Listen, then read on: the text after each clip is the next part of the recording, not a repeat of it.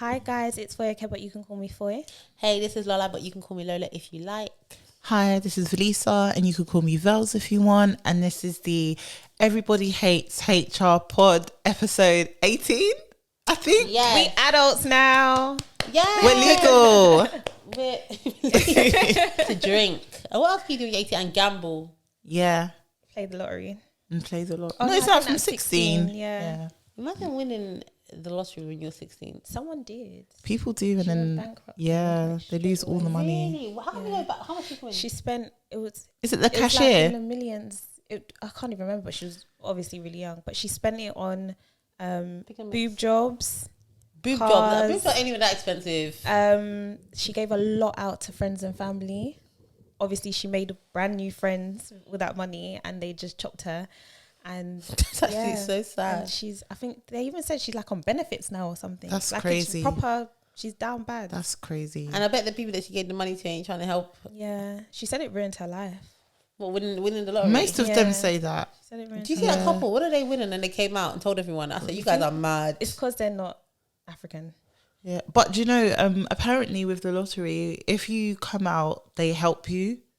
No, Like they help anyway. you like financially and stuff. If you don't come out, they don't help you. Oh, really? Supposedly, No, I think they help you Really? anyway. Yeah. What, to manage your money with financial advisors and stuff like they that. give you advisors and stuff. Because I know in the banks there's divisions that literally work with people that have won the lottery and stuff. that's like bad. that. I want to be in that division. I think helping it's like people. kind of No. like that's their I safeguarding. want to be isn't it? one of their Yeah, clients. but if they don't listen, they don't have to listen. They don't Yeah, have to I think they have to because it's actually it's a dangerous position to put people in. Yeah, of Because if you course. come win the lottery and then they go spend it all on cocaine and die, like they'll blame Lotto or what is it, whoever manages it. It just depends as well. If you're someone who, well, a lot of people would not have never ever seen that amount of money in one hit. But also it depends if you're someone who hasn't been working or even just seen regular income and all of a sudden, boom, Yeah, your mind doesn't even go into like, oh, let me save or let me. yeah. It's you when just you go don't know into- money. Yeah. Yeah, It's it's actually mad. Like the idea that somebody got that money and just blew it. Lost It it, reminds me of yeah. that Sway song. You remember that Sway video? You're showing your age. Go on. Listen. What Sway song? It was my age had even changed because it was my birthday last week. Woo! Yes. Not little So- Derek. No, not little Derek. Okay. Now you're showing your age. No, not little Derek. But there was it Sway?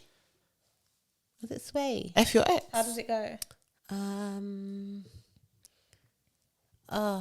Today could be the day that everything changes. If you Is guys it Up could Your Street? help us No, out. it's not Up Your Street. No, is it? What is it? Oh, come on. I can't remember this. That's the only I part don't even remember. know what you're singing, Lola. Oh my God. I'm going to, do you know what, yeah? I'm editing. So when I do it, yeah. You I'm gotta gonna edit the I'm song gonna in. edit that specific line. No, come on. You know the song. Come on. Girl, I can't help you. I don't actually know what you're I think talking it's about. time. Level up. Yeah, we level up. Are you serious? Who sang that? Are you serious? Who sang it? I mean, isn't that Sway? It's called Level Up. The only level up I know is Sierra. I don't. No, you're trying to make me seem old. Oh my gosh. Come on. Yeah, There is a we Sway. level up. There is a Sway Level Up song. We climb up the levels, go harder. Come on. I'm sorry. Oh my God. If you do know it though, let us know. If you know it, you're a real one. If you know it and you have my back, I need you to comment on the YouTube. Come and find us on Instagram. Comment on it. Tweet us. Tweet me. I need some allies because you guys are not it, man. Yeah, no no, idea I've what you're never on heard about. of this song in my Are you life. serious? Sorry to this man. Literally. What have you guys been doing this week? Well, I went to a lovely barbecue hosted by Lola. That's me. Yeah, She said that's me. That's me. And you went to A another one after birthday as girl. well. I did go I to saw you. another I saw one. you shaking your waist on Instagram. I said, okay, okay, Yes, girl. I was. She And said, then "Mummy." I'm actually quite tired. Well, kind of. But it was my great aunt's 90th yesterday. That's not. I was gonna say that's not the event that you were at when I saw you shaking your waist. No, this was yesterday. But she had us all out. I got home after 1 a.m. I love that for her. Yeah, They got That's to work. amazing though. What a yeah, like celebration. and my grandma, who's her sister, like they had a sleepover. and stuff. Oh, It was that's really, so cute. yeah, it was proper cute. All the great grandchildren. It was That's nice. lovely. Listen, when I'm a great grandma, a great aunt, or whatever, I'm gonna be acting like the matriarch, you know, Yeah. like come No, and you will 100%. Yes. You will. Most definitely. yeah, I'm gonna have, you know, I'm just gonna be asking people to do things for no reason. Oh, can you pass me that remote? Yeah, no one's Thank gonna you. say no. They can't say no. No one's saying no. Me, that is responsible for the lives of all of Have you seen the generation that's coming up? It's true. They might say no. They might protest. Oh, They might take the knee and not They'll do it. jump on a Good Segway. Not for real. the Like, what's next wrong with room. your hands, grandma? But grandma, it'll be good for you mentally if you like, you know, don't tell me that. Just get the remote. I saw something on TikTok and it was like this mum was telling her son something and he couldn't understand her. And then the girl who was in the living room was like, Mum, that's not how you say it. It's like this. The woman just took off her slippers to go and beat the girl. I said it serves you right. You don't need to be correcting your mum. The English that she's speaking is the Queen's English, okay? That is so funny. So what have you been up to? Me, I also went to Lola's birthday barbecue. Cute. And I also went to, as a +1 to Velisa. Oh, did you have that? I was not shaking my ass nowhere. And then work has really been working this week. I'm shattered and I'm scared of coffee, as you know. So I'm really trying to find a balance, but it's busy. Been busy. It's good. Yeah. How about you? Me, also, it's my birthday. So I had a cute birthday. I spent a lot of it at home, just chilling. I went to dinner with my boyfriend, the love of my life. Shout out you. And then on Saturday, I had like the barbecue in the park, which was really cute. And then it was, I've been eating, like I've got, you know, you took some extra cake, right? Yeah, that cake was good. It was so good. It was so nice. It was so really good. nice. You know, it was my boyfriend's sister that made it. Shout out you. And she when she was asking me what I want, she sent me this list of like flavors, and then there was a section that says premium flavors. So obviously, we have to go. In fact, just because it said premium, I was going to order that thing. So it was raspberry and white chocolate. Yeah, it was lovely. That was nice. It was so delicious. I've eaten so much cake. It's finished now. I've got jollof rice to last me until May or something. I don't know. And then the barbecue took so long to get started because I bought the wrong coal. And so I have like burgers and chicken and stuff that's in the freezer. So I'll be eating. That's good. I'll be eating burgers, That's chicken, fair. jollof I for the love rest that of for my you. life. Solid meals. For the foreseeable future. And it's not really the diet that I was trying to be on, but summer's basically over now in my mind. So What, because your birthday has come and gone? yeah, that's how I mark summer. Can you imagine? When there's a whole August that we just entered. Yeah, because my friend's getting married next week. So this week they're doing like bridal shower stuff. So that'll be fun. And then I've got the trad. And after that, for summer's over for me. Is there carnival this year? Yeah, Yeah. there is. I don't know if I've I'll be never going, been but- carnival. You've never been? Ever. No. So once. I used to go all the time with my dad. He used to just put is me on his it? shoulders. Yeah, Oh, go to the that's kids cute. one. But that's the last time. I I haven't been as an adults. adult, no. Have you, Lola? Yeah, I love carnival. Oh no, it's too much for me. Yeah, I same. love carnival. Yeah, you have to go like early. I'm not really one of those like they're late at night. Obviously, people are very uncouth sometimes Yeah. at carnival. Like, you know, I don't want to say just men, but also Just men. just men. Is this going to be the first one since COVID? Yeah, can you Yeah, imagine? everyone's I'm gonna be definitely on not their going. worst Yeah. behavior. Of You know, actually, course. the people who actually like go to carnival to like, you know, people that like wear masks and everything like that. Yeah, like they're excited for it, and I feel like they're gonna be like behaving sensibly. But it will be all the other people who are just coming to do nonsense. 100%. My friend's doing a float. She was like, I can't be in the crowd. I feel And I like if hear you're it. on a float, it's all right. Yeah, because you're away from all the people. I was on a Yeah. float once, not in thing because I was ORS had a float and I was on their float, and it was so nice just to be in carnival and not surrounded Yeah. by people or like it's nice. I can imagine. But yeah, so that summer's over for me basically. Fair. Then I'll start loading the next summer's body from like September. Every Yeah. time I do summer body, it doesn't bang. It just doesn't work out. Because in my mind, that's what you just said, summer body? Yeah. Because in my mind, I'll be like, oh, okay, it's April. Yeah. Gym. How? Yeah. I've had a membership since October last year, paid for the whole year. Ask me how many times I've gone to the gym. That's happened to me before. And I've paid it. I'm very inconsistent. Where I used to I lost like 3 stone, right? And then I've put on like a stone. But So I used to be much bigger. So I used to be much more consistent. No, where's that girl? Where's that girl? She needs to come back. Because me now, I'll just look at myself in the mirror. I'll be like, you've gained some weight, but you look alright, you know. I feel like I'm at that stage. I'm like, now that I'm about to cross 30, I'm just like, this is how God intended me to be now. I don't care. Yeah, honestly, like, It's fine. only thing is for me, you know, people like, my weight goes up and down, but because I have quite a small head, I feel like I'm supposed to be skinny. I have quite a small head. How and can like, you say that? I do. I have a peanut head. Like, even when I was doing my graduation cap year, they asked you to measure your head. And then mine was like the lowest one. But then I wore obviously a wig, so they had to like size it up. But when they were doing it, I was like, why is my measurement not on here? Like, it was so rude. Too small. But yes, that's why I feel like maybe I'm supposed to be smaller. And then also, like, when it comes to my waist and stuff, I just look better when I'm a bit slimmer. I think that's fair. I think because I've had a baby, I'm at a point where I'm just like, do you know what? But you look good. Yeah. Thank you. But it is what it is at this point. Holly Street, me and you. We're going to tussle. Literally. Are you guys opposed to getting surgery No. done? Are you? BBLs, yes. Don't shoot me. Don't hurt me, please. Do you know what it is? But in general, no. If there was something that you literally can, everybody has their own story in it. But if there's something that you can literally not change, like if it's me to lose weight, I don't want to go get lipo because I know that realistically, if I move correctly, I can lose weight. I'm not gonna get a big fat bum because that's not what my body's saying. So I don't mind if people have done the work. You know, let's say people lose weight, they want to get a little bit of skin removed. You've had a baby, yeah, that's different. Put your boobies in the right place, like, you know, that's cool with me. Like the BBL stuff, I can't abide it. I just can't, like, because it just don't even ever look good. There's been like 2 or 3 BBLs that I've seen which actually look sensible. Like, and just I live in Catford, and when you see BBLs in Catford, they ain't BBLing. Oh my God. Like, I love Catford, yeah? I love my hood. It's it. But when I'm in Lewisham, I'm in Catford, even if I go to Bromley and I'm seeing your BBL walking around, it's not it.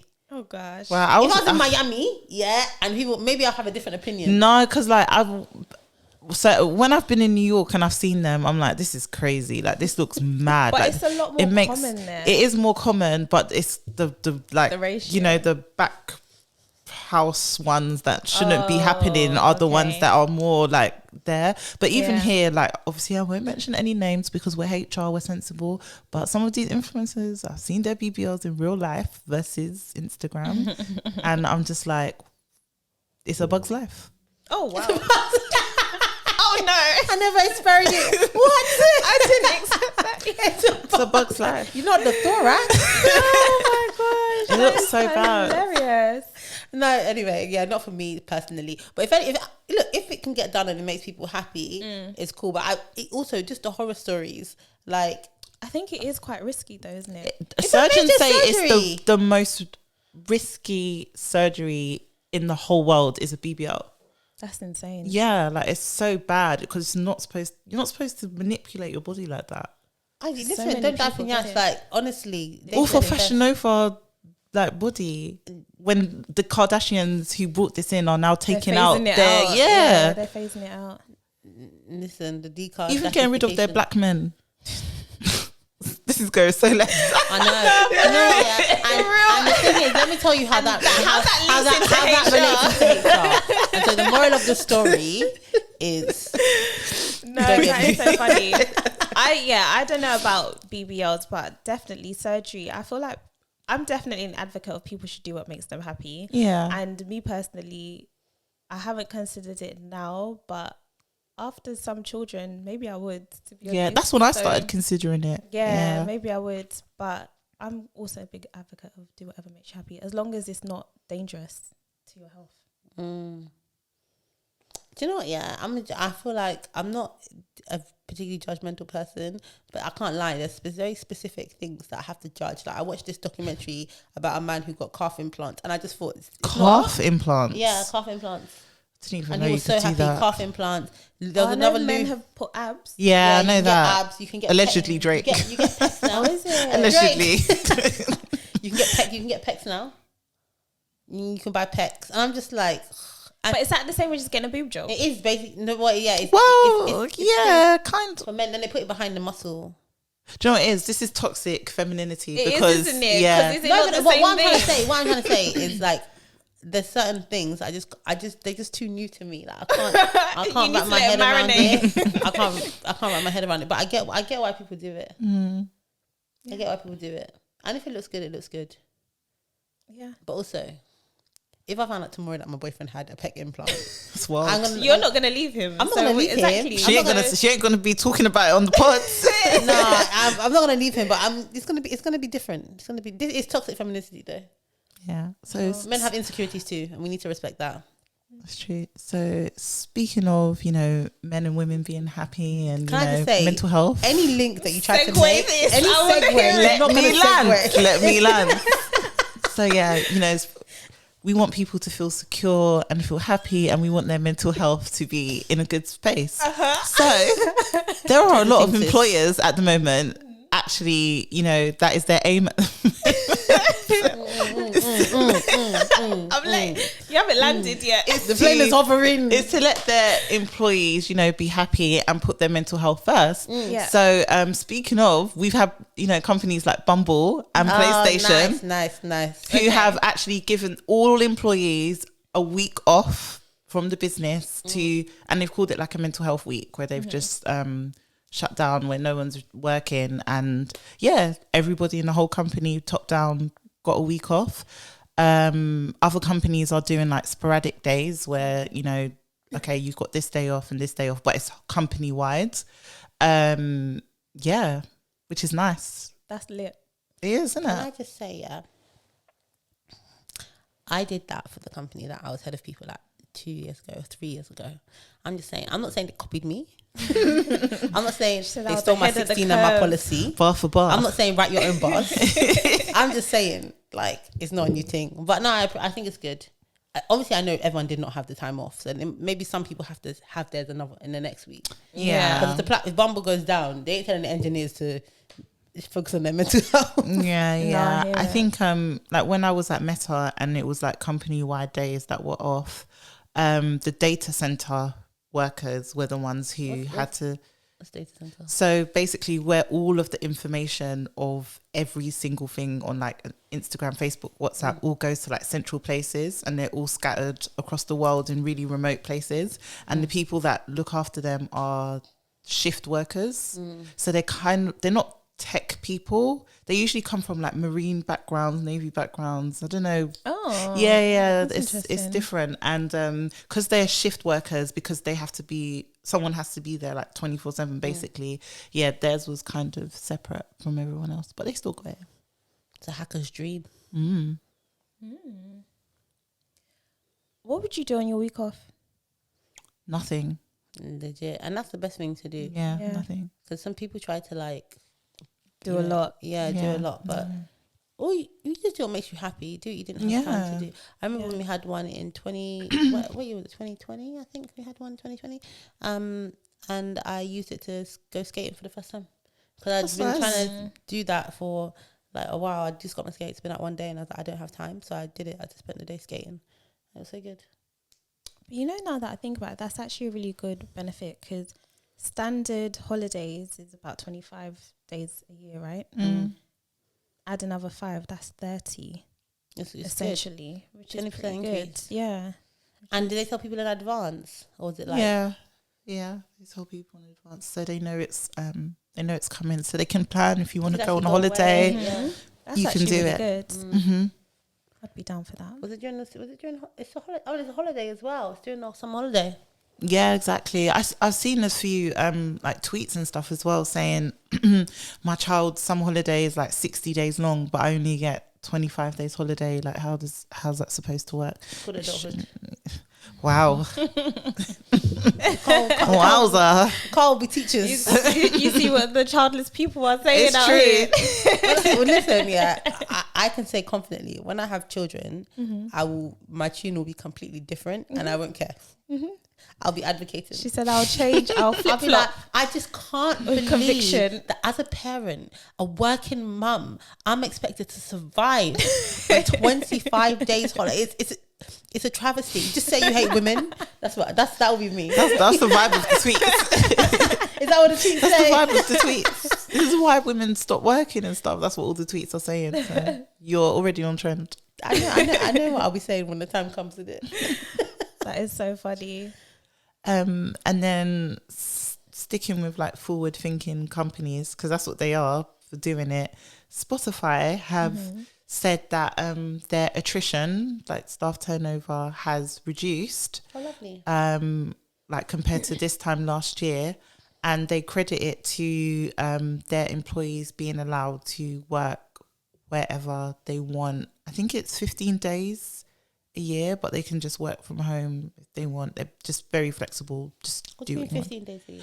Oh, if you want To go work remote. around the world, yeah. okay. But then you can work home. from anywhere as Oh, well. okay. And they're more like their staff are more scattered globally, which has brought in their most diverse workforce as well. I love that. Yeah, I love that for So them. yeah, their attrition was like significantly down compared to last year. It's because of that, they think. Shout out you, Spotify. Holler at us. For real. For real. For real, for real. I'm just trying to think, because obviously, I guess their talent would increase as well, because they're more open to literally everyone around the world. Do you know what? Yeah, like they're still. When I was on LinkedIn this week, still seeing load of layoffs in the US, and the Bank of England today announced that they think, well, it's predicted that we are not even they think we are gonna go into recession. Yeah. Are you telling me we're not in one already? Do you know what? Yeah, it's still like apparently we're not yet. And even if you look at like, even though there's layoffs, there's not even that many layoffs in the UK. It's They're true. starting to That's hit, true. They're starting to hit Ireland now, though. A lot of the tech companies I saw are starting to lay people off in Ireland, and then like we still have hiring issues, like scarcity of talent. So that's how you know it hasn't really hit us yet. Because when it does, then I wonder what it's going to do to salaries. Because salaries, it's gonna. What do they call it? There's a term for it when like there's high inflation and also high all this other stuff. But in the other recessions we've had, or even during COVID, you had salaries dropping because there was just so much talent. But how if salaries drop now, we still have the issue of inflation.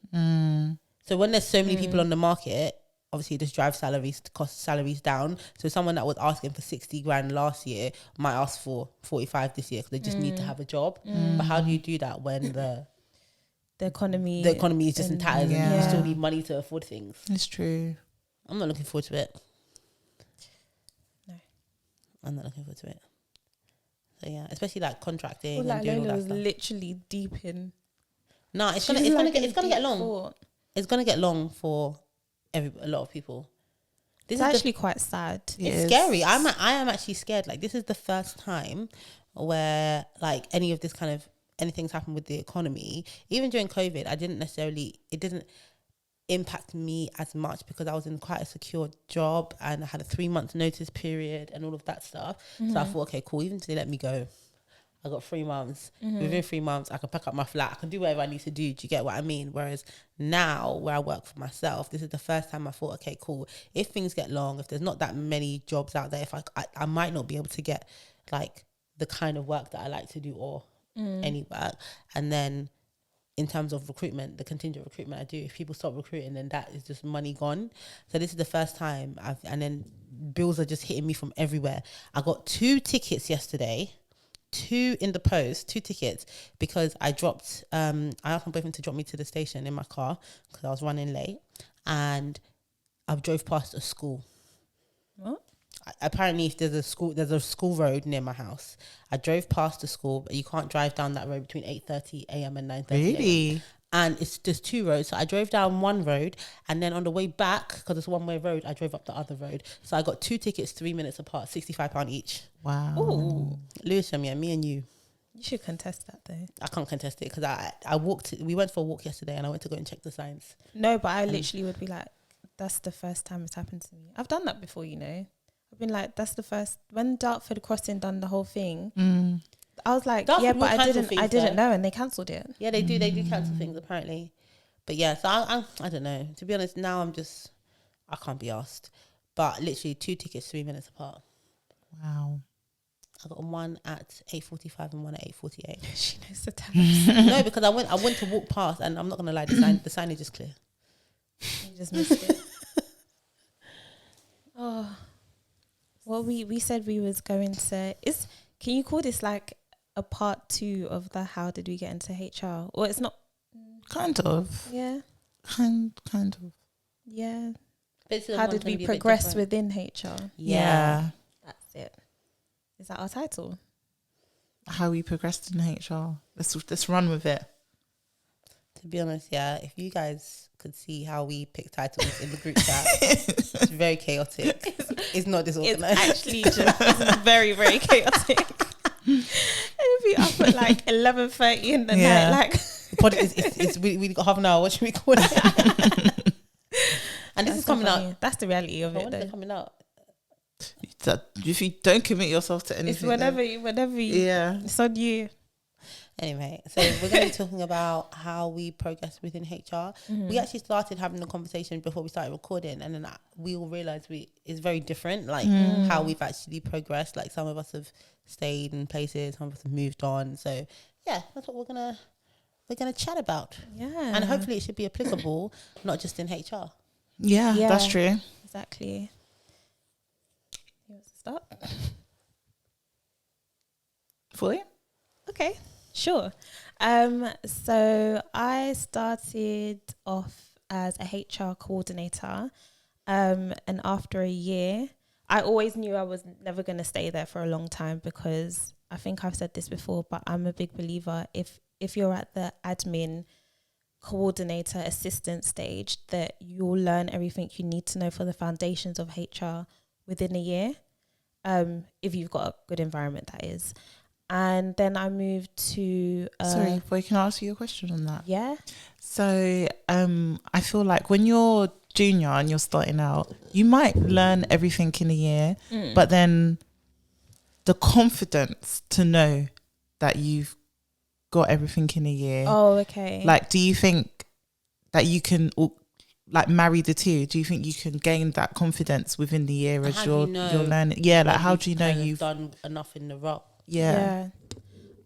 For me, when I was in my first role, there were 2 other coordinators who were a lot more experienced than me. So I used them as my gauging point as to where I needed to be. And once I felt like I was on the same level and doing the same things as them, I think that's when I got my confidence to be like, okay, I'm doing exactly what they're doing now. So I feel like I've got everything. But I'm trying to think, if I didn't have them to gauge, that's an interesting question. I don't know how I would have known that it's time to move on. I think it's the challenge. Sometimes, when you've been in a role, I've definitely been in it, where like when you first start a role and before you've been there long enough, you find like if the work is exciting, it's engaging, and you're still learning how to do it, and there's still enough challenge in it to keep you satisfied. For me, when the challenge and when the boredom starts to set in, and not just boredom from the environment, boredom from the actual work, because there's no challenge in it, that's when I would feel like maybe that's some of it. I think that's useful advice for people, because you don't always get someone that you can gauge yourself against. So that, I would definitely say that's good advice. Then I moved into being a business partner coordinator.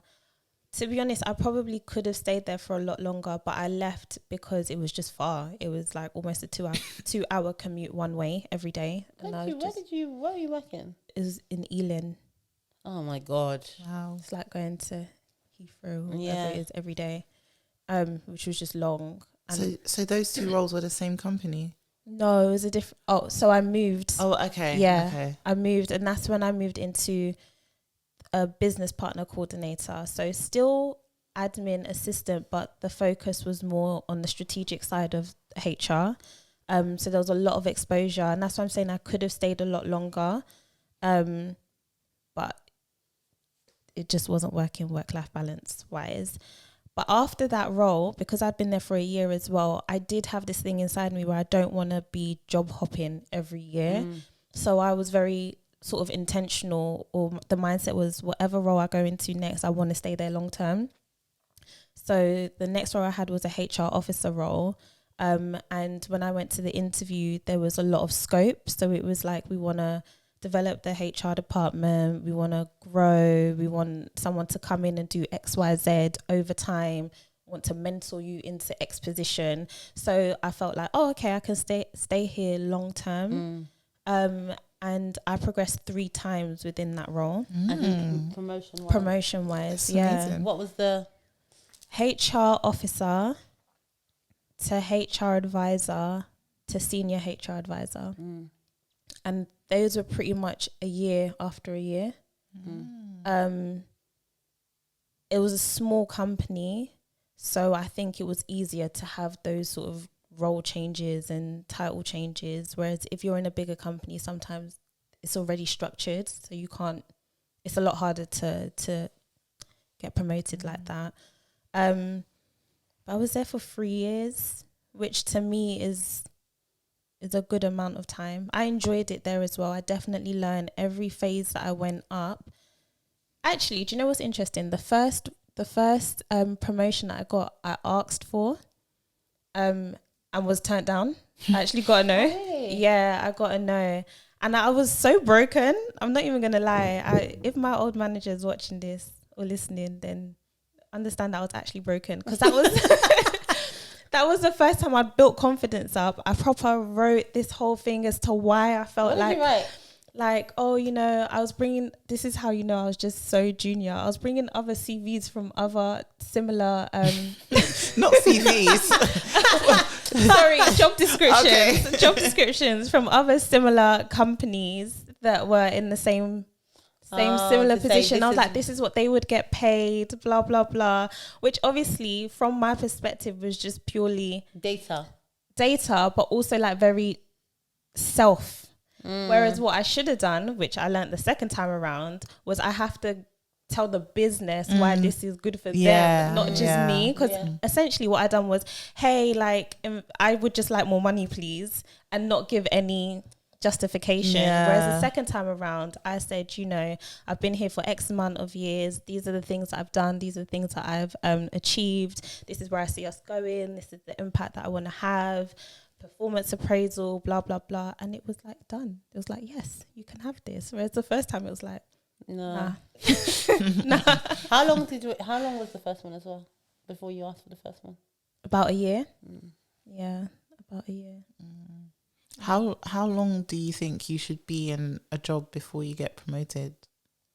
I think it's different for everyone. Yeah, I don't think there's a time frame on it because people learn at different paces. Exactly. Some people want progression really quick. Some people don't, you know, some people are very comfortable, kind of like, I just want to be here for X amount of time.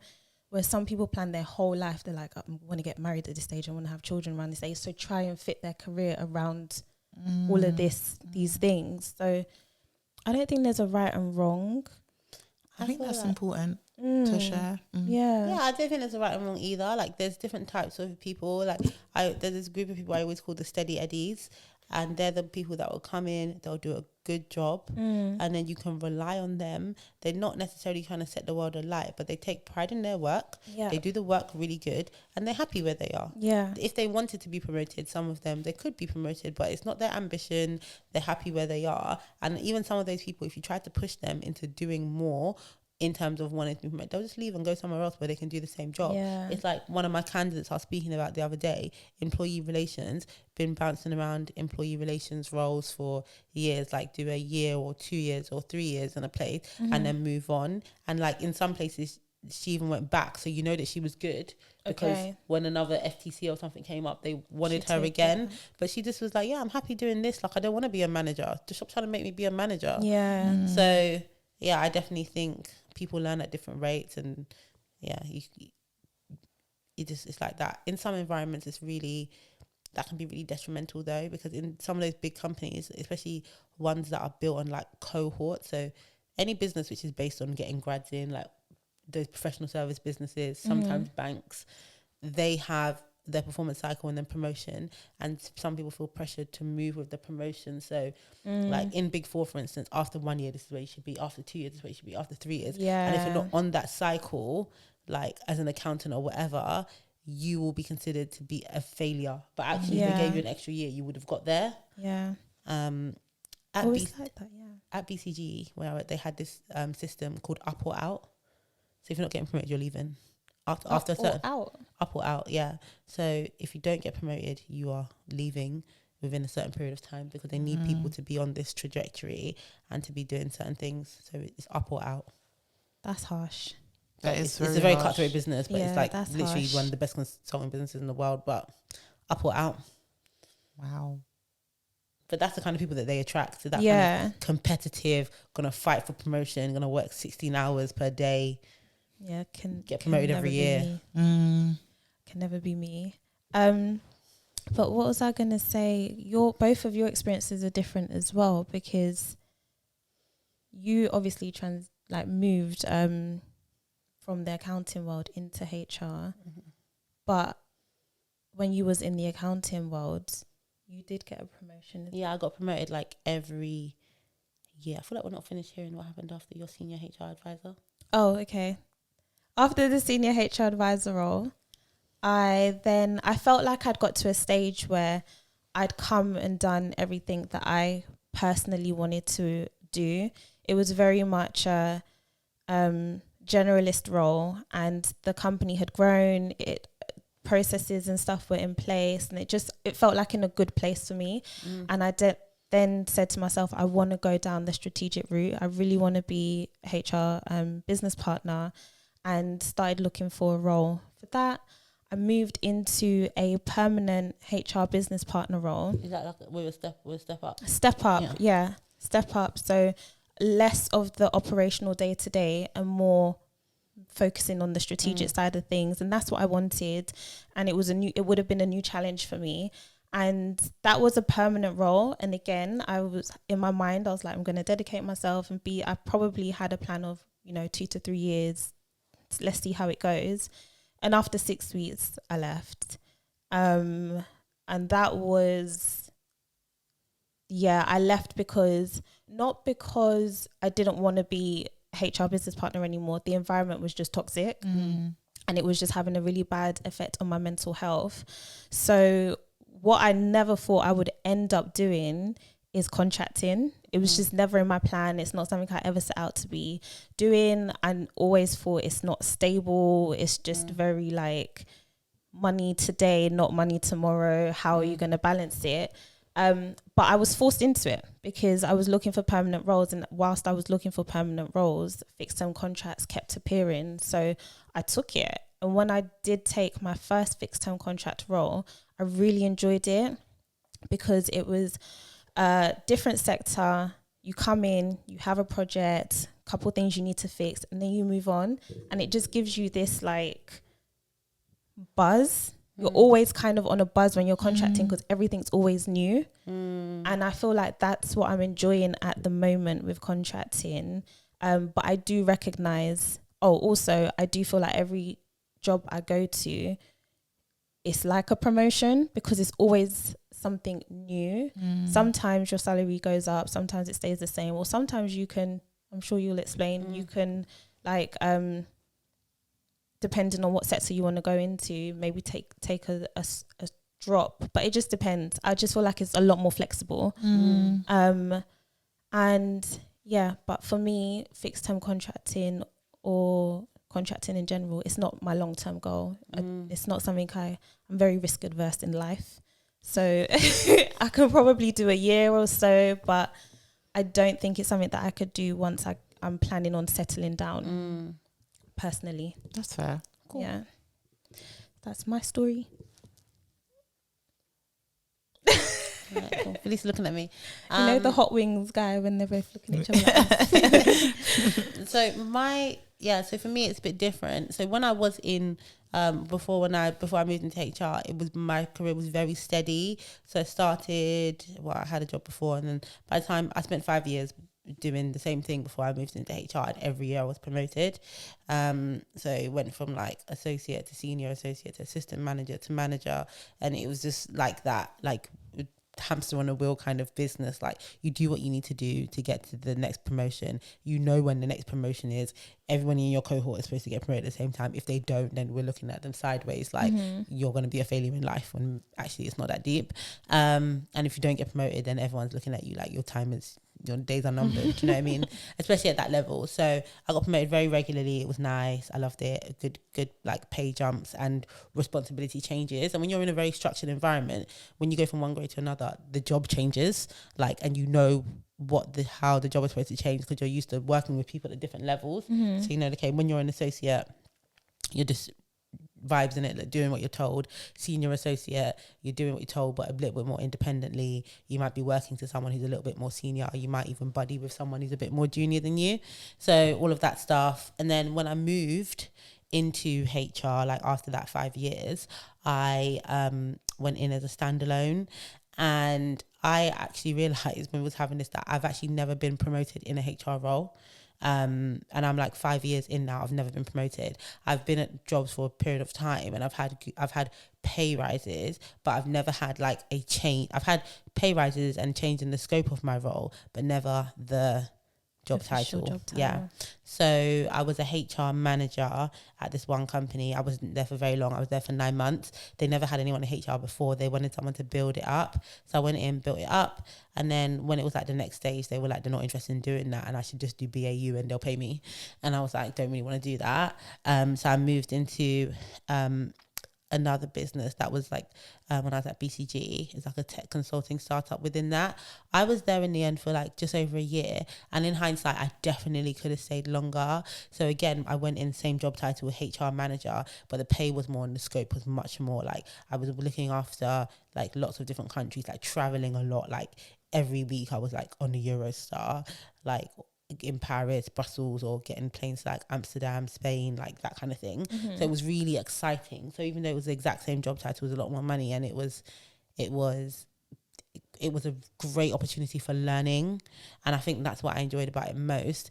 I got a little bit frustrated in that role because I was very impatient in hindsight, but I was just really overworked. And I spoke to my manager about it, but the part of the work that I didn't want to do is what they wanted me to do, because I was working mainly with partners and directors and MDs, and they just didn't want to have to work with somebody else. It's like, imagine I wasn't a PA, but imagine I'm your PA and they're saying get another PA so that your PA can go and do something else, and they're like, no, you will be my PA and somebody else can go and do the exciting work.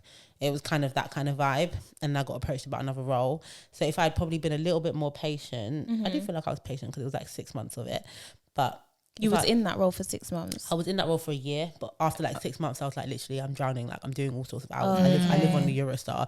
People in Paris, there were people in the Paris office. I would bump into them in Brussels, and then when I saw them in London, they were like, "Oh, why are you in London?" I'm like, "I live here," but you're in our office all the time. I'm like, "Yeah, I am." I would see them in Brussels. I'd see them in Amsterdam. When I would see them in London, they'd be shocked, and I'm like, "No, I live here in London." But I was just tired. Yeah. So, and I got approached about a head of role. I was really like uncertain about whether I could do it, given that I don't have like the traditional HR background. So then I was at that. So I was at the tech consulting startup for just over a year. And then in the head of role, I was there for 2.5 years before I left at the end of last year. And again, while I was there, like when I first came into the business, I was managing one person. By the time I left, I was managing 6. I'd built lots of stuff. The scope of my role was completely different, but obviously I was the head of, so there was nowhere really to go from a job title perspective. They could have made me achieve something, but that doesn't really matter to me. But yeah, I was able to, again, I feel like it was another role where I was able to progress a lot in terms of the fact that I'm working for myself now. There was absolutely no way that I would have been able to do it if I did not have that job. So I feel like there was good progression there in terms of I was learning lots. It was like just a bit of a baptism of fire. And that's, you know what I was talking before about the challenge. That's why I ended up leaving. So towards the end of last year, I was just like, about to start writing my dissertation. And I was just thinking, what am I doing? Because by the time I finish my dissertation, I'm going to want to take some time off, at least be free, have some flexibility. And also, I've done it now. Like, there's nothing really more to do. Like, I've been here for 2.5 years. It actually needs somebody else who can come in and be excited, because I'm not excited anymore. Like, I've been through building up the team. I then went through redundancy in COVID, having to like downsize the team, and then to scale up again by 60%, build an L&D function, build a TA function, build a HR ops, you know, relaunch the benefits, put in a new HR information system, put in a new ATS. Like, what am I doing next? So it was like a really intense 2.5 years. And then I thought, you know what? Let's just try something new. And I didn't know what I wanted to do.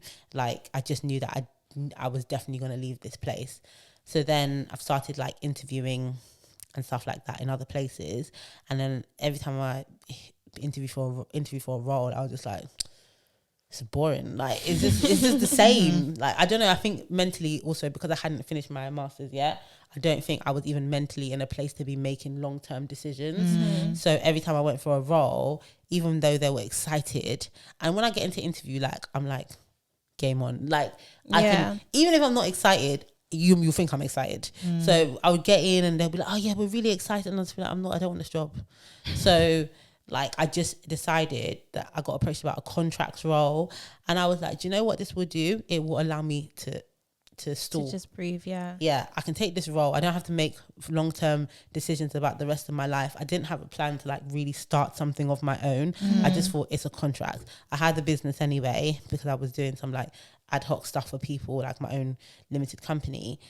And I just thought, okay, cool. I'll just take this role, and then I can kick the can down the road. I've got 3 months to think about what I'm going to do with the rest of my life. So that's what I did. And then in the process, that's how I've discovered that I really want to work for myself now. I wouldn't mind working for other people, like in the future, long term. When I'm ready to smash out some kids, I've got 2 options. I'll either go to work for somebody else, or I need to have my business in a certain place that it can kind of look after itself. So yeah, that's like, I went into an interim head of HR role, and then again, so that's my second head of HR role, even though it's an interim basis. Yeah. And then I've just been doing like gigs since. And I've just about to start my first public sector gig. Can't speak too much on it. Where's the enthusiasm? Yeah, no, it's good. I think I said on the pod like a few weeks ago or something that there's 2 things I want to do: work in the public sector. Yeah, so experience on Workday. Yeah. So the public sector one is ticked off now. Yeah. But it's, when I finish the contract, we'll talk about the contract. Review. Yeah, we'll do a review. We'll do a review on the differences, but there's already some quite stark differences. So my experience compared to yours is very different, because you've like, the way I progressed kind of steadily within one business was before I got into HR. Since I've got into HR, I feel like even though I've been at business like 2.5 years and I've won like a year and blah, blah, I haven't been, 2.5 years is not actually that long. So I haven't been anywhere like for a long time, and not at a more junior level where I guess it's a bit easier to progress. And then you know what, I was really worried after my second role. So I was at Deloitte 5 years, then I had a job for 9 months and one for 1 year, and I was like, am I a job hopper? Does this make me a job hopper? Am I the drama? Is it me?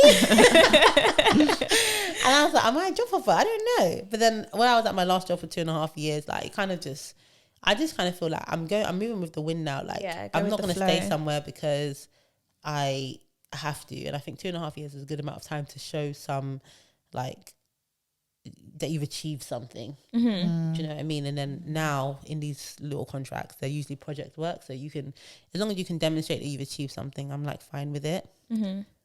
But yeah, I think, I don't know about you, Velisa, but I feel like you've also progressed within your role as well. Yeah, I feel like, I don't know, I feel like out of the 3 of us, I'm the most on vibes.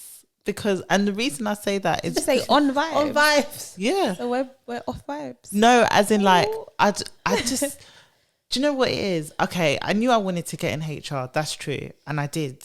But I didn't really think about, okay, I want to be promoted or anything like that. Or like, you know, like most people, majority, the popular roles in HR is HRBP.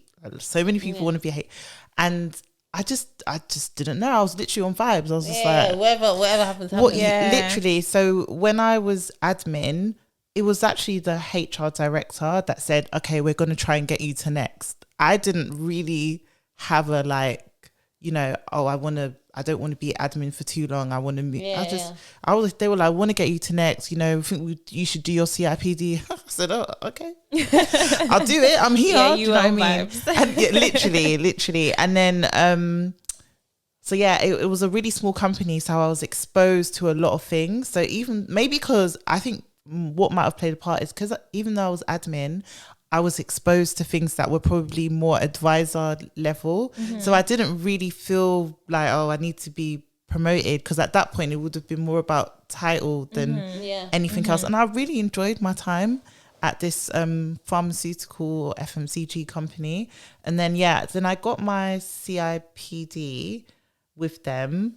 And not to get too morbid, but someone really, really close to me passed away during me doing my CIPD and stuff. And I just felt like the way my HR director, after my CIPD, they promoted me. So I had my CIPD, I'd been doing loads of, advisory stuff. So they promoted me from HR admin to HR advisor. But when they did that, this child bereavement had just happened, and the director was like, you're not working at your best level, and now you're an advisor, you need to. And I'm just like, what? Are you mad? I was just I was so confused, but I just literally took in what he was saying and didn't really absorb it, because I just thought, you're actually crazy. And then maybe I would say 7 months later is when I decided to leave. But I didn't leave because I felt I had achieved everything. I was just fuck this shit. I was I'm done here. I just can't be asked anymore. I just feel with that episode didn't come out, but Neil Blake's from this company who I just felt was doing the most with microaggressions and stuff, and even that stuff wasn't heard. So that combined with how the HR director responded, because my manager was the best person ever. Rachel is amazing, but with those two, I just thought why am I here? So yes, I got promoted. Was it my plan to be promoted? No. Why did I leave? Not because I wanted to be promoted. I just wanted to get out of there. Went to the good old. I think it's really important that you said that, because that's what happens to a lot of people. They say you join companies, but you leave managers, or you leave. That's true. And a lot of time people are not. Sometimes it's because they're a bit bored or whatever. But sometimes it's because I'm sick of you. Yeah, I was just done. And then I went to my favorite place, guys, the recruitment company. You know what? It's funny. At the moment, I'm working with somebody that came from that company. Are you? Yeah. Oh, you got to tell me who afterwards. Yeah, I will. Yeah. So I went to the recruitment company, and it was a completely different vibe. So I went in as a London HR advisor, but you could say it was a junior HR BP role, because I was working across 3 different sites in London, in the city, with the boys club. Mm-hmm. And it was just a different vibe. It was the city. I started wearing heels to work. Who am I? I went from wearing my Converses to heels and bodycon skirts. That had people in a chokehold though. The aesthetics. I specifically couldn't remember it. Yeah, it was just nice. I was when you're feel grown. Yeah, when you're at uni, that's what you think work looks like. So I was I've arrived. Did you own blazer? Huh? You have a blazer? No. I'm a hot girl, Lola. I don't do blazers. But yeah, I was I've arrived. This is nice. And then when I was there again, I wasn't thinking of promotion, because it was like you said, Lola, it was just different already. So I was an advisor, I went into another advisor role, and again, for me, another pattern, the culture, the values and morals of that place and how HR was done did not align with who I am as a person. So after 10 months, no, it was during the 10 months, I remember I'd just come back from Bali, and Bali Zen. Zen. Ooh, it was so.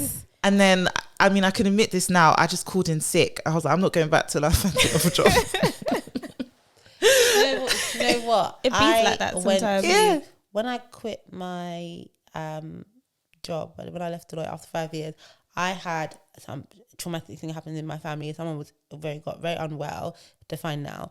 But then it was just before I was going on holiday to Qatar to spend some time with my brother. And I went out there, and while I was there, I had 2 weeks off and I had been working like a dog. So it was the first time where I could properly switch off. And I switched off. I didn't actually had some time to think, because I believe in thinking time. And as soon as I allowed my brain to think, I said, yeah, I'm leaving. Literally.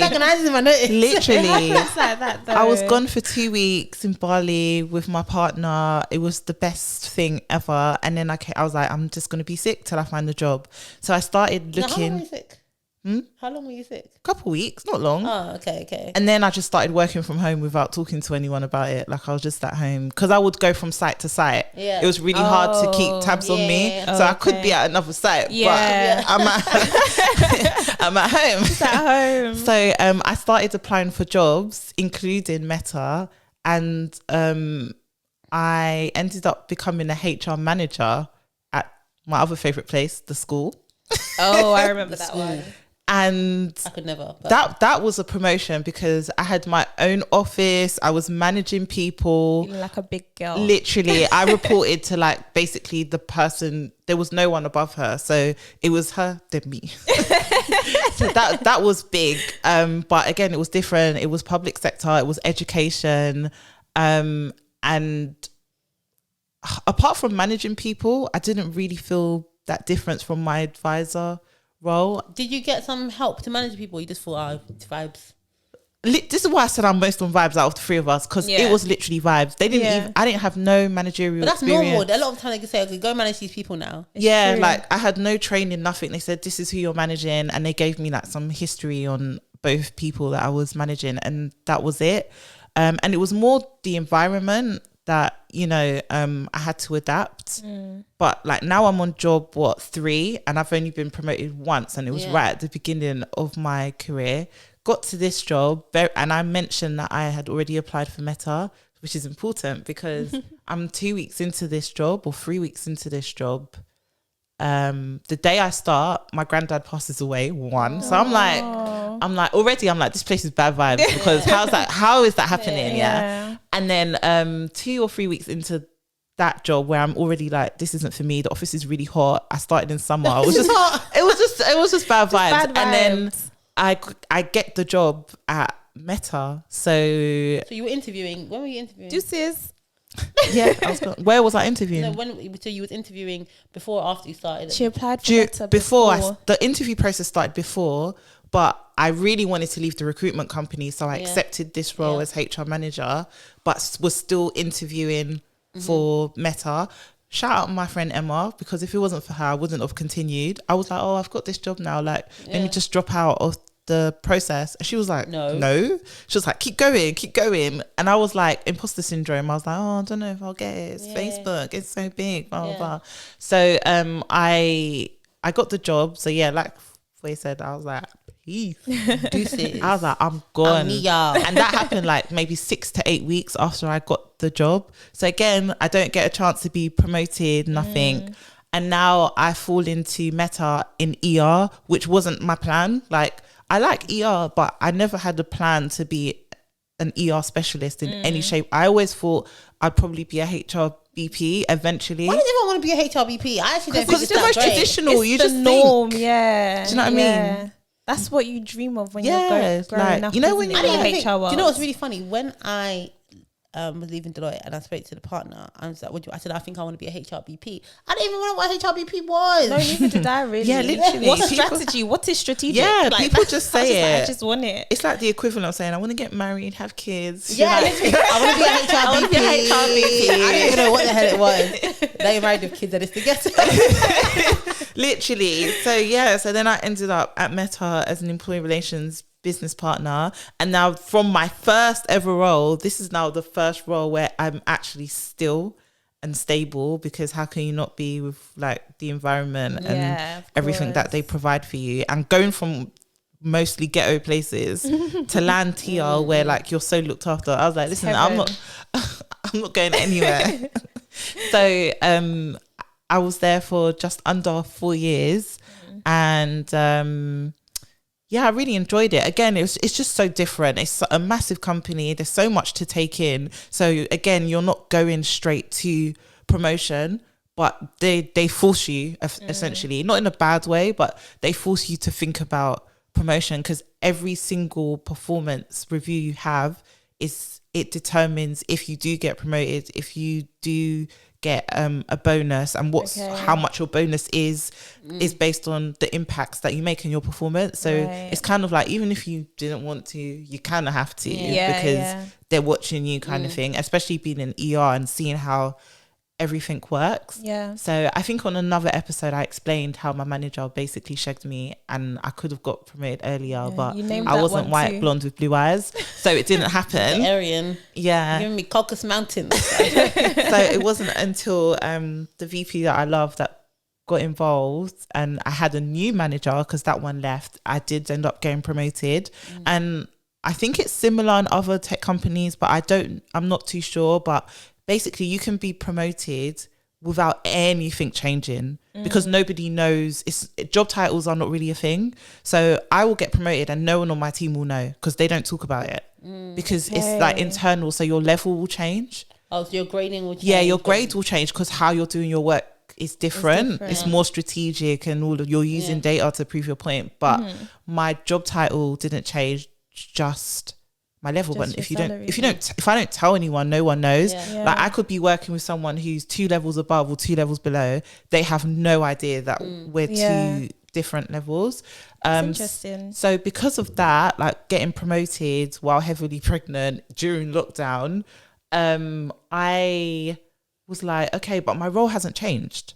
I've been here over 3 years. I feel like I'm doing the same thing, but I was like, okay, I've been promoted now. So that was one of my reasons for now leaving, was I've done it. I feel really comfortable with what I'm doing. I can do this job. Like, there's nothing anyone can tell me. Plus, I've been here 3.5 years. No new manager's gonna come in and tell me nothing. Like, like it will be long for you. Like, just I'm doing my own thing. Like, I do it. So that's now we're here, like, where I've decided to resign and hopefully stay in the next role for longer and hopefully get promoted.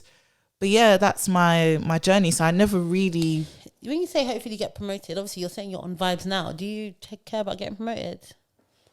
Your heart of hearts, do you care? Are you being more intentional now? Are you still on vibes? Is it the money or the promotion or the feeling that you're progressing? Do you know what? There's a few things. So I think I don't mind not having promotion in terms of like job title, but I do want to feel stretched when I feel like I'm getting the itch. Like, if I tell my manager, look, this is all going really well, but I think I need XYZ. As long as I can have that conversation and my manager takes it in, then I'm okay. Yeah. With that being said, sorry to our friend on YouTube, but money is also... he's coming for you. Money. I didn't remember his name. I wish I remembered his name. Money is also important, because like in Meta, my last promotion that I got, my salary went up 20k in that one. Love that for you. Love that for you. So, and I'm not saying every time I get promoted I have to get a 20k increase, but it's sweet, innit? Like, it's nice to...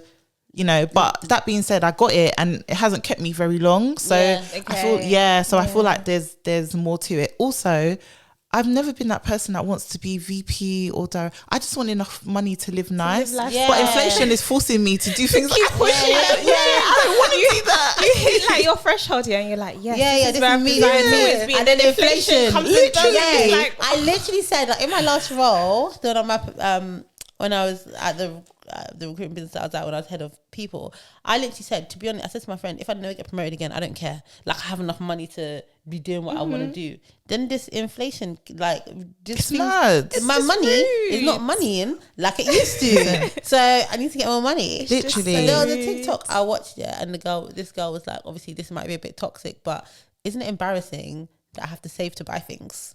And I was just like, yeah, she was like, oh, it's disgusting. And it's like, everybody has to, but it's like, why can't I just buy it? Why? She said she wants a Chloe bag. She's like, if I want this Chloe bag, why am I planning to buy it next year? Why can't I buy it now? Mate, it's inflation. If I show you guys the nursery fees that are coming through. Are they going up?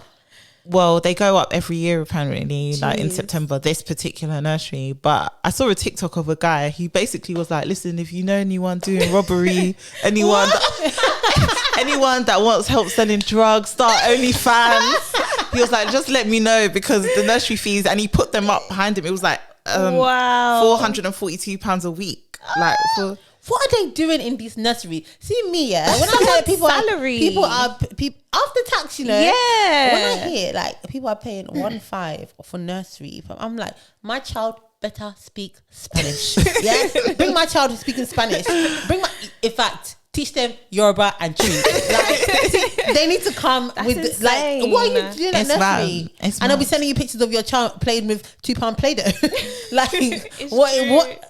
What are they doing? I don't know, but those nursery fees are another reason why I'm like, do you know what? I obviously met her lovely, but I needed more. On to the next. Yeah, and because I had just got promoted, I knew another one wasn't coming anytime soon. Yeah. So like, inflation is actually driving me to do things that they don't really want to do. You even bad in these streets. No, but it's true. I saw some other girl on TikTok. I'm going to share her with you, some HR girl.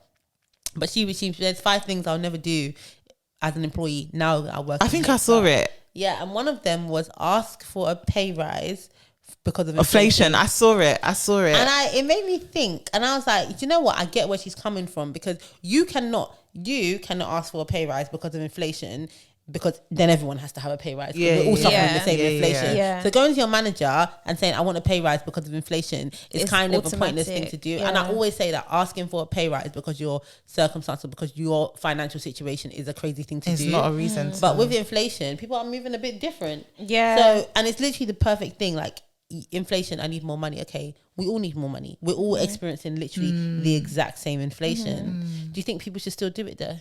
Or ask for it? Yeah.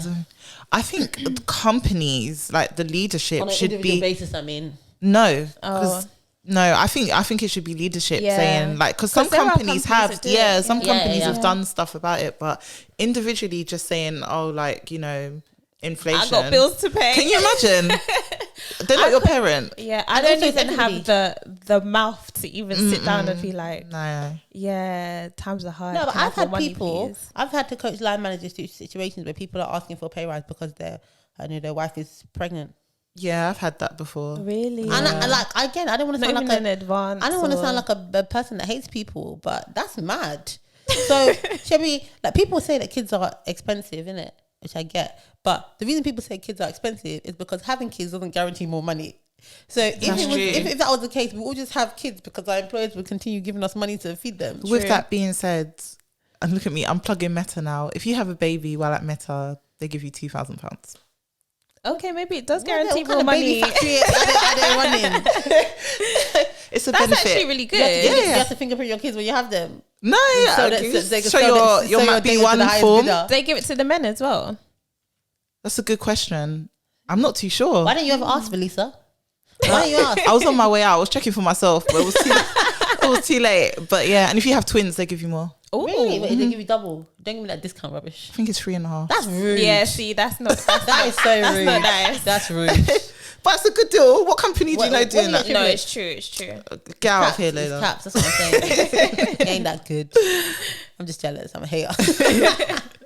Well, I worked at a company where after your maternity leave, they give you £5,000. Oh, that's lovely. Yeah. That's really nice. Yeah. Similar. With you nursery come back, fees. you have to come back. Yeah. You need that with nursery fees. Like, I don't know. It'll cover your nursery fees for like the first few months. Yeah. Where I was at before, it was first few months, you know. Salary. You should be saying a year. That's what you should be saying. Not first few months. It is the first few months. Like, it's actually ridiculous. It's crazy. Like, even the good nurseries that send the I'm doing air quotes for those who are not using visuals, but the ones that send you like the updates throughout the day. Yeah, I can't wait. Yeah. Aww. But I'm like, okay, cool. I understand that you guys charge more, but I still can't. It doesn't justify it enough. £1,500. I'm here, £1,500. It's a lot. That's why people. This is why people are literally staying at home because No, but I Yeah. get stay-at-home mums. I get it. Yeah. if you have I twins, get it. if I had twins, there's no way I would send them to nursery. That would be madness. My auntie just stopped working. She had one, then 2 years later she had twins. So she was like, I'm out. Free kids in nursery. Yeah. So what are you paying for? $4,500. Maybe they give you a discount. You pay $4 a month. Yeah, they do. Nurseries give you discount if two of but your it's like kids are. 10%. Yeah. It's not a lot. Is that 10%? But you see, inflation is just making everybody just be mad. Like, But if you're charging 4K a month, how much are you making? a lot. And it doesn't, the staff don't even get paid. No, that well. that's the annoying Working part. in So nursery, where's they it always go? they just get some girl that just did NVQ level 2 in childcare. They pay them £9.50 so an hour, and that's what It's they actually do. so true. Yeah, and then You do the your MVQ in childcare. owners get all the money. Yeah. Yeah. And then if you don't, what was it like? I saw something about if your child's sick, You still pay. you still pay. Yeah. What? Yeah. And when I remember Bearing in mind how often kids at that age get sick. And I That's remember- why I see some parents they still send their children. That's what 100%. They'll be like, oh, the nursery Yeah. will call me. Yeah. It's that deep. If you don't have a temperature, off you go. Like it's crazy. And during COVID, I remember them trying to say that they're closing the nurseries, but people just still paid to hold their place. Yeah. Listen, what? I'm taking my child out and I'll find another Literally, nursery. we're all good. What sort of scam is They that? said, yeah, you have to though? pay. Imagine paying over £1,000 a month. Yeah. And your child is and not your going. child is not going, and they're trying to say if you withdraw, That's a they're going to scam. leave your. It's a scam. That is a scam. 100%. People must have withdrawn their kids. Come on. because nobody knows They what's did, going to of happen course, at that course, point in yeah. Of course. time. What's the worst that happens? I have to wait another 3 months. Yes, that's fine. It's fine. Yeah, it's true. And save my money. Yeah. Do you know one thing that I was going to add that you said, Velisa, that we haven't touched on is you got a promotion by completing your CIPD, Yeah. which I feel is another way or another organic route of getting a promotion. Usually once you finish a qualification, it usually comes with some sort of promotion, either job title or salary.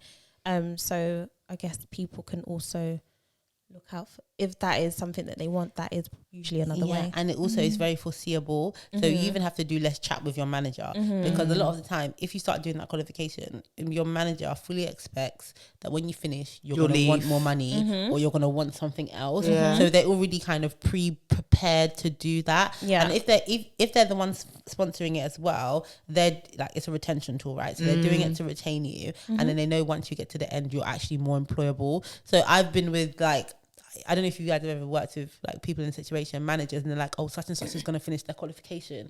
So we need to find something for them or, they're going to leave. Yeah. Like, and they know that that's what could happen. 100%. Even if you don't Yeah. plan to leave, they get really worried and they start planning Yeah. things Yeah. for you. That's why qualifications like CIPD, I've spoken on it a number of times, but like, it's good in some cases. In other cases, I don't know what it's worth. The thing that CIPD is worth is saying that you have CIPD. Yeah. Yeah. And And a potential promotion. yeah, exactly. That's what it does for Yeah. you. It just helps people to know that you're ready for promotion and to start planning what your promotion would be. Yeah. When you have interviews, does anybody ever ask you if you're CIPD qualified? It's on your CV, isn't it? Yeah.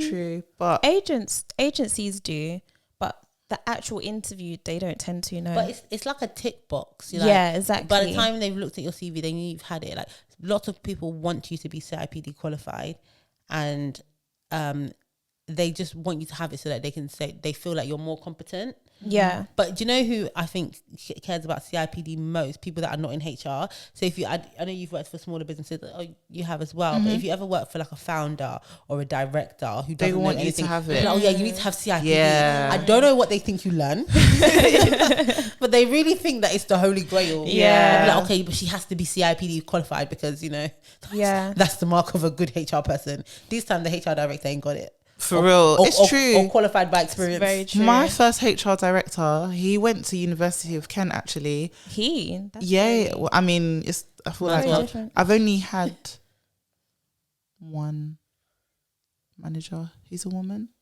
Yeah. Really? All my managers have been men, pretty much. But he all been had women. no CIPD or not. It was like some old from 19 something like personnel. Oh no.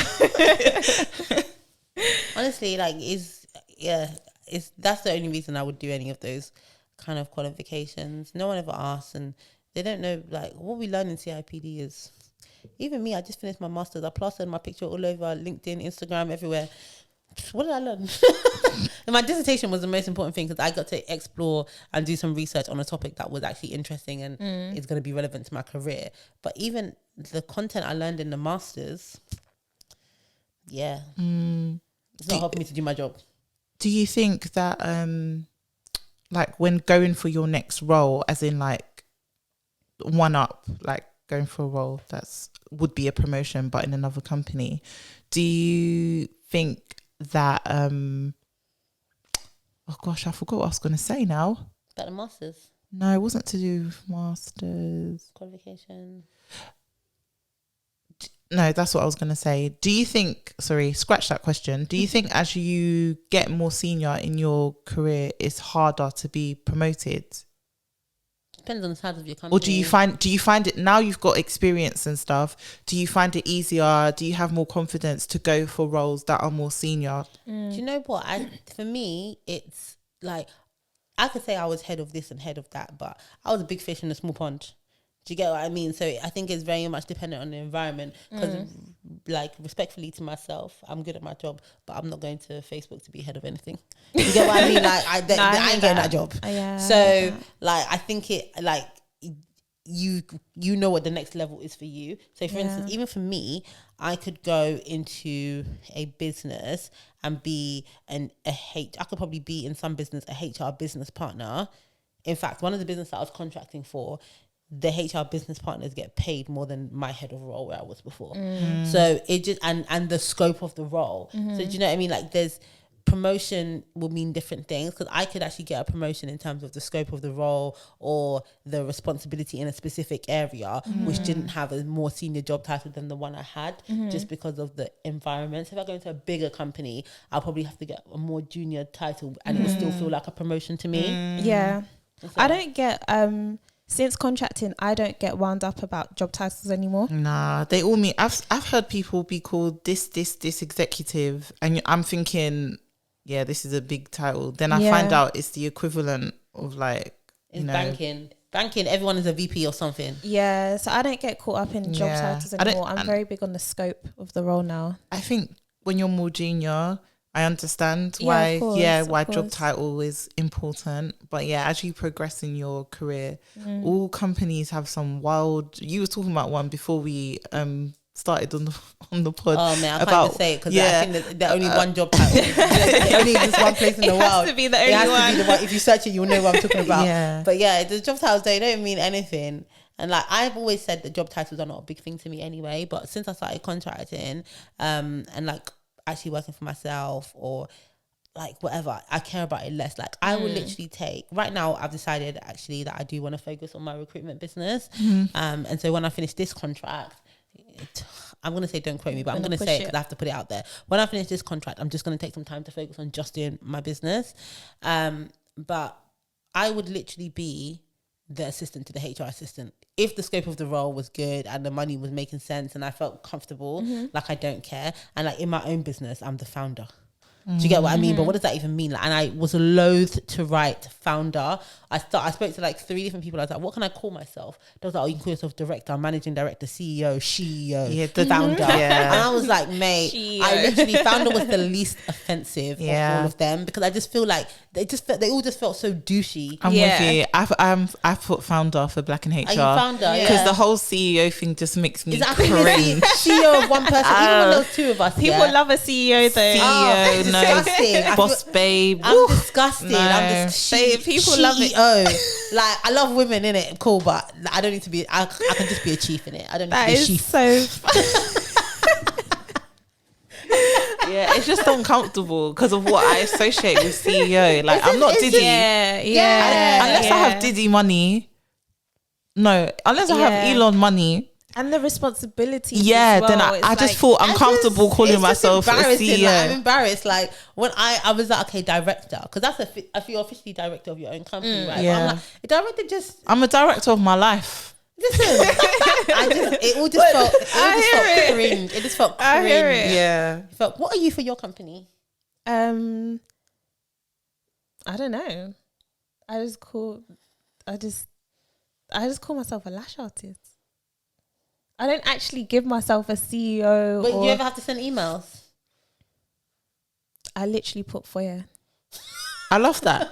Yeah, because I don't want to. It's a personal service as well. It is a personal service, you know, but also it's not that. I would never put CEO. Never. That's ever. wild. Even when there was 2 of us in my business, I just couldn't. That's wild. Yeah, no.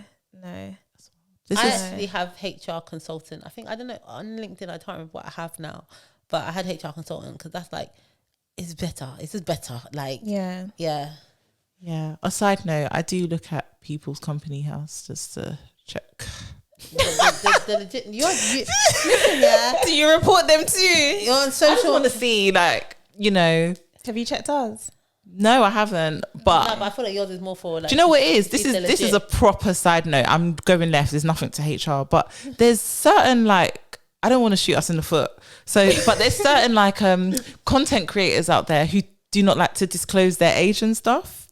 But, so you go, but on they forget. house. No, because they're really funny about it. Like, why are you trying to hide, bro? Like, you. So I try.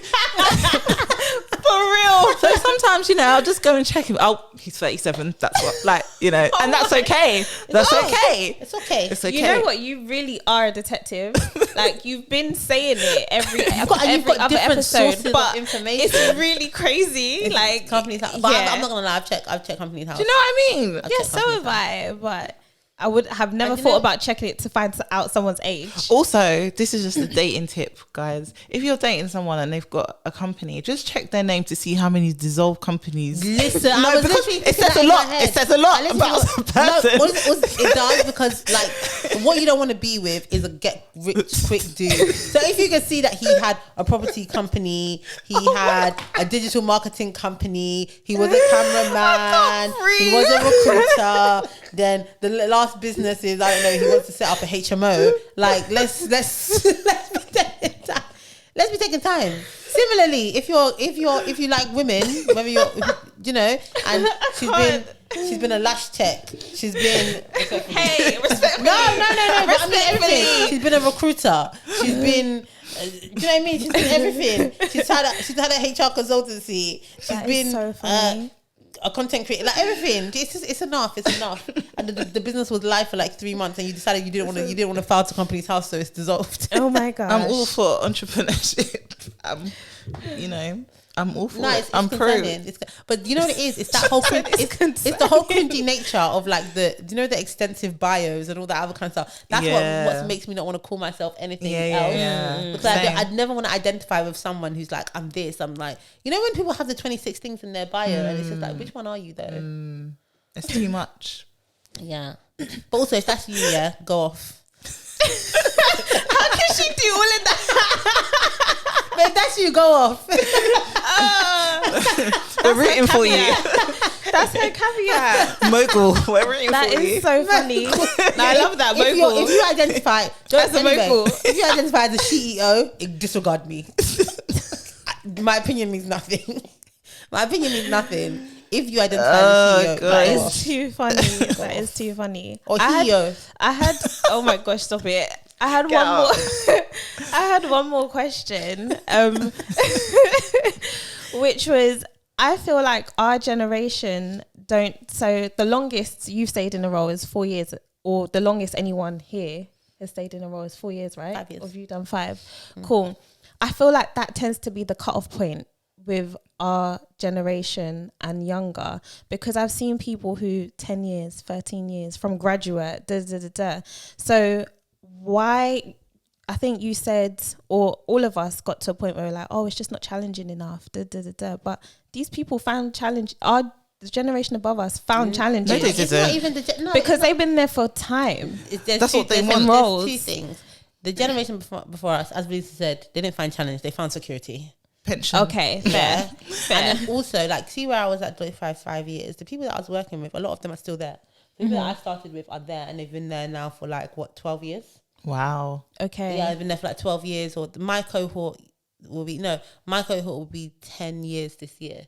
right? So there's a lot of them are still there, and in that kind of if you're in a big company like that, if you look at Deloitte, like Barclays are really good at job mobility as well. A lot of these companies, even in the NHS, in those kind of big companies, probably at Facebook as well, you can stay for a long time because you can find different challenges, you can find different move roles, you can get promoted, your money is going up. And then for a lot of these companies, especially those kind of big banks and professional service companies, you just get trapped. If you do anything that's too niche, they will pay you really well, and they'll pay you so well that no one else will pay you. That's pay you true. to do the same thing. It's true. So, and that's what happened to that generation that we're talking about that stayed put for a long time, because even if they wanted to move now, they've been there for so long that nobody else is going to, unless they go to a direct competitor, no one is going to pay them the same money to do what they want to do. Yeah, that's true. So I think I don't want to be in that trap though.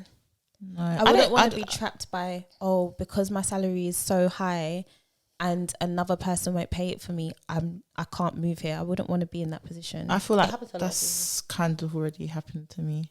Really? Yeah, I feel like if I wanted to be like a head of or a director, I would find it hard unless I stayed in like a big tech company to like have balance. But yeah, like sometimes you got to just take the hit and, you know. Yeah, no, it's true. Yeah. It's true, because a lot of people I speak to, because I always speak about career changing and stuff, and like pay cuts or whatever. I speak to a lot of people who want to make career changes, but they don't want to have to take less money, and or maybe they've made good progress in their career, so they feel a little bit trapped. But it happens to a lot of people. You just have to, sometimes you can wait for an opportune time. Like over the last year with all the salaries going up, you could have potentially made a lateral move in something else for a little bit more money, or try and move internally, just take a little L. I don't feel like our generation will get stuck. I feel like as a whole, millennials, most millennials and Gen Z, I think are quite good at kind of putting themselves first. Yeah. And going based on, are the values of this company right for me? Yeah. Or, I do have an itch and I feel like I could go elsewhere and get X, Y, Z, so I'm not going to stay here and things like that. So I agree. I do think we'll be quite good. I think we'll be a lot older before we kind of like steady. Settle. Because with if you're doing anything which is specialist in any way, the people that can get trapped by that thing are usually specialists, like people who have specialist knowledge, whether it's HR, whether it's finance, whether it's whatever. It's so hard to recruit people like that. The risk is actually quite low. So like when I was leaving Deloitte, I just remember like thinking, if I don't like it, I'll just come back. As long as you don't leave like a dickhead, like.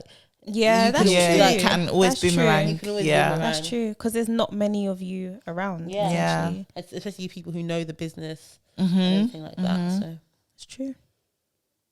Oh, cool. Hopefully that was helpful. I think that would have been. I'm just seeing what Velisa's doing. She's ready to say. That's a wrap. No, we've got lots of stuff to do before then. Well, not even lots. No. I've got a part. Go on. This is our first ad. #ad. Yeah. Lola, you haven't. Are you where the funds? coins? Huh? Yeah, where's the coins? This is our first ad. So I'm recruiting. Because I didn't get no check. Exactly. #ad. Yeah. Alchemy has not paid me. #ad. I'm recruiting at the moment, so just check my page. I'm recruiting specifically right now employee relations specialists. Woo. So if you're an ER person, you want a job? No, thank you. I don't have your money. I already know that. But I'm recruiting employee relations specialist, 3 to 4 years experience. If you've got financial services experience, even better. Holler at me. And if someone gets a job, then we all. I'll dash you in it. Yeah. Okay. She'll dash us. She said it on live and direct. I'm the one that's editing. So. It's the same old stuff every week, guys. Continue to share, comment, follow, subscribe. That's it. What can I say? We see you on YouTube. We apologize for last week's episode coming. The episode came out late on YouTube. Oh, on YouTube, yeah. On everywhere else it was fine, but YouTube, we understand. We're sorry. We're trying to do better. I had some hiccups.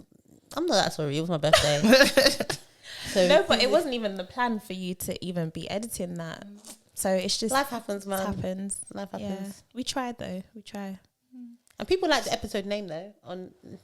But everyone's getting scared about a glass door. Yeah, there was a good comment, yeah. like this discussion in the Instagram comments about it. Yeah. Yeah. That's a wrap, guys. Bye.